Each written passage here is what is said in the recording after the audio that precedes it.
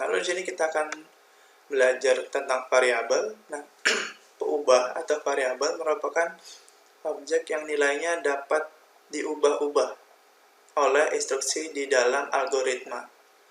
Nah, nama peubah atau variabel sendiri harus didefinisikan tipenya di dalam bagian deklarasi. Contoh, X dan nilai itu nama tipenya adalah real, K integer, lalu C adalah char. Nah, ini adalah variabel atau peubah yang mana nanti nilai X, K, dan C itu bisa berubah dengan tipenya adalah seperti ini. Misalkan X sama dengan 10, K sama dengan 5. Nah, misalkan saya pengen rubah nilai X di dalam X, misalkan X sana ini. X sama dengan K dikali 2. Maka nanti X ketika dicetak atau di write, hasilnya adalah K 5 dikali 2, 10. Tetap sama 10 ya. Kalau seperti itu, jadi nilai di variabel itu nilainya bisa berubah-ubah sesuai dengan instruksi di dalam algoritma. Nah, lalu ada yang namanya konstanta. Kalau tadi objek variabel itu bisa berubah, maka kalau konstanta ini nilainya tetap selama pelaksanaan sebuah program dan tidak boleh dirubah. Notasinya untuk menyatakan itu adalah sebuah konstanta adalah const. Contohnya sini. Const V sama dengan 3,14. Maka konstanta V ini dia selama perjalanan pelaksanaan algoritma, dia nilainya tetap tidak boleh berubah, tidak boleh diubah, dia akan tetap 3,14. Atau di sini saya pengen const nmax, nmax-nya 100, ataupun konstantanya adalah sandinya xyz 123, maka nilainya tidak boleh dirubah. Nah, lalu untuk ekspresi, ekspresi itu merupakan cara perhitungan untuk transformasi nilai menjadi keluaran melalui sebuah komputasi.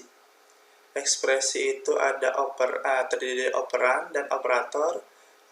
Operan tersebut bisa merupakan sebuah variabel, konstanta, atau hasil dari fungsi, sedangkan operator itu adalah perintahnya, bisa tambah, bisa kurang, bisa kali, bisa bagi. Nah, di sini ekspresi kita bagi 3. Yang pertama itu ada ekspresi aritmatik, lalu ekspresi relasional, sama ekspresi string. Untuk ekspresi aritmatik ada seperti ini ya, urutan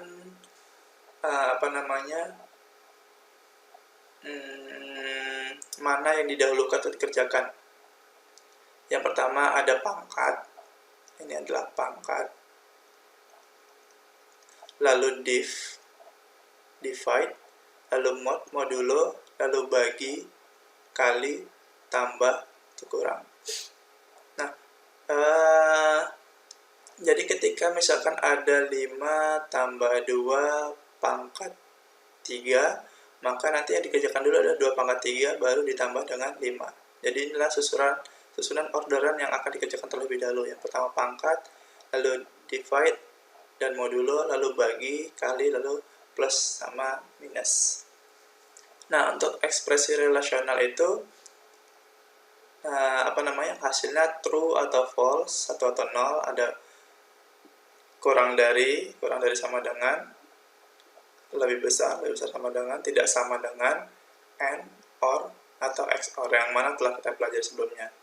Lalu ekspresi string ini adalah penggabungan, yang mana tadi seperti ini ya, ada misalkan huruf string plus besar, maka ketika di-write hasilnya adalah huruf besar. Itu untuk ekspresi. Nah, lalu untuk nilai.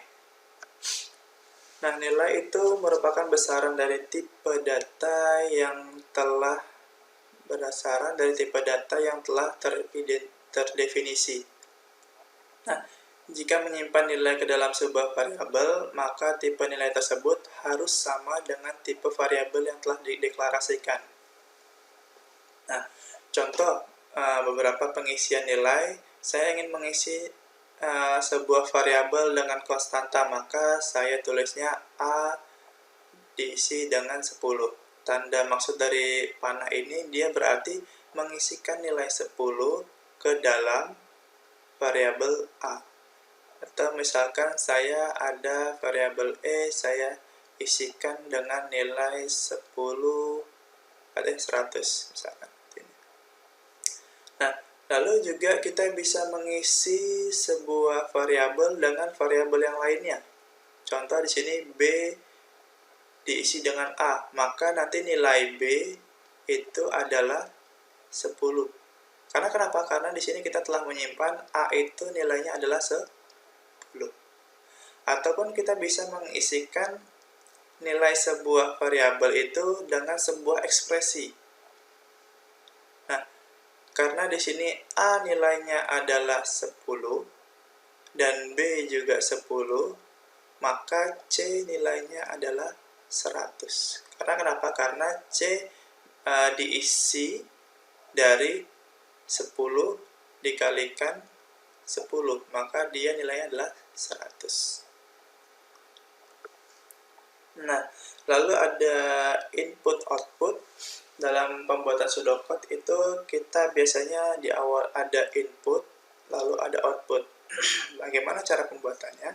Di sini kalau input kita akan menggunakan kata-kata read, read M, read ABC, read mahasiswa, dan name, ataupun read p.x, p.y. Nah, lalu kalau kita misalkan membuat sebuah output ataupun keluaran, maka kita akan menggunakan kata-kata write. Di sini write A, berarti saya mencetak karakter A. Lalu misalkan write A, tidak ada tanda petiknya, maka saya akan mencetak nilai di dalam variabel A. Lalu bisa juga seperti ini, write A plus 2, maka saya akan mencetak nilai A, tapi ditambahkan dengan 2. Atau seperti ini, hello write tanda petik hello, A, berarti saya mencetak hello dan nilai variabelnya A. Misalkan nilai variabelnya adalah 10, maka di sini akan mencetak A plus 2, 12, lalu di sini cetak hello 12. Nah, seperti itu. Oke, demikian untuk pembelajaran materi kali ini.